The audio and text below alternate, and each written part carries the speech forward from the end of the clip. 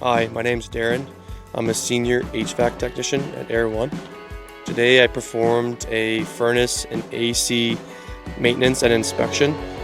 So basically I just changed the furnace filter, checked amp draw across the inducer motor and blower motor, checked a couple of the sensors, make sure the equipment is safe and working properly, and then I proceeded to look at the heat pump and making sure there's no leaks, no signs of oil, no excess noise, and there's no issues with it.